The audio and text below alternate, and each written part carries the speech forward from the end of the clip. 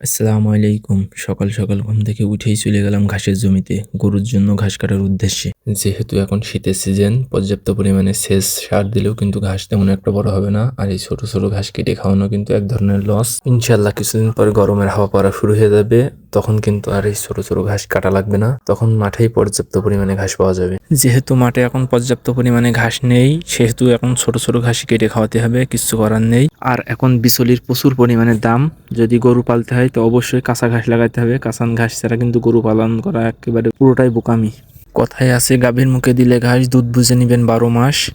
তো আপনি যদি পর্যাপ্ত পরিমাণে কাঁচা ঘাস দিতে পারেন তা অবশ্যই গাভীতে বেশি বেশি দুধ দেবে। আমার এখানে 10 কাঠা জমিতে ঘাস লাগানো আছে, 2টা গরু আছে। আমার 2টা গরুর কিন্তু পর্যাপ্ত পরিমাণে ঘাস, কাঁচান ঘাস পাই এখান থেকে। আপনারা যদি 2টা গরু লালন পালন করেন কিংবা 4টা গরু, আপনার 10 থেকে 15 কাঠা ঘাস লাগাবেন, তো পর্যাপ্ত পরিমাণে কাঁচান ঘাস পাবে গরুটি। কিন্তু বিচলি অনেক দাম, বিচলি খাইয়ে কিন্তু গরু পালন করা যাবে না। আমার এই 10 কাঠা ঘাসের মধ্যে কিন্তু কিছু বেগুনি চারা রোপণ করা ছিল, তা প্রচুর পরিমাণে কিন্তু ফলন এসেছে বেগুনি।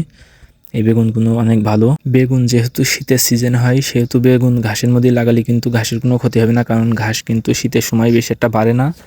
ঘাসে পর্যাপ্ত পরিমাণে সেচ সার দিলেও কিন্তু ঘাস বেশি একটা বড় হয় না।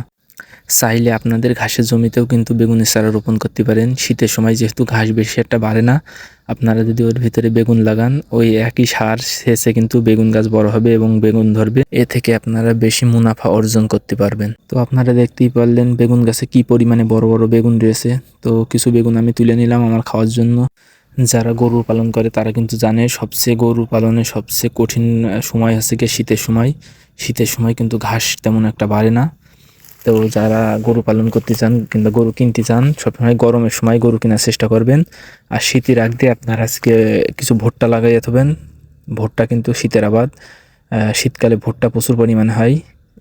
ঘাসের মতন অত আপনার দেরি হবে না। ভুট্টা লাগালে, ভুট্টা খাওয়ালে সবচেয়ে বেশি সুবিধা হবে আপনার 3-4টে গরুর জন্য কিন্তু 10 কাঠা ভুঁই যদি ভুট্টা লাগিয়ে রাখেন, তো এই 10 কাঠা ভুঁইয়ের ভুট্টা দিয়ে কিন্তু আপনার শীতের সিজন কিন্তু 3-4টা গরুর ভালোভাবে হয়ে যাবে। আর শীতের সিজন চলে গেলে ভুট্টা তুলে দিয়ে আপনি ঘাস লাগাতে পারেন। যেহেতু আপনি গরমের সিজনে ঘাস লাগাবেন, আপনি ফাল্গুন মাসে ঘাস লাগাবেন, সবচেয়ে বেশি ভালো হবে।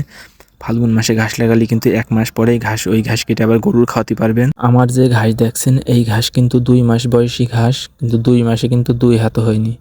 এই 2 মাস বয়সী ঘাস যদি গরমের সময় হতো, তাহলে কিন্তু 6 থেকে 7 ফুট লম্বা হতো ওই ঘাসগুলো। আমরা যারা গরু লালন পালন করি, আমাদের সব থেকে বড় ভুল কি জানেন? আমরা ভুট্টা লাগাইনি। শীতের সিজনে যদি আমরা 10 কাঠা ভুট্টা লাগিয়ে রাখি, তো আমাদের কিন্তু ঘাসের জন্য কোথাও যাওয়া লাগে না। আর আপনার যদি ষাঁড় গরু থাকে তাহলে আপনার চিন্তা নেই, কারণ আপনি ভুসি বিচলি খাওয়ালেই কিন্তু চলবে। কিন্তু আপনার যদি গাভী গরু থেকে থাকে, তো অবশ্যই কাঁচান ঘাস লাগবে। সবাই ভালো থাকবেন, সুস্থ থাকবেন। আর আমার ভিডিওটা কেমন লাগলো অবশ্যই কমেন্ট করে জানাবেন। আসসালামু আলাইকুম।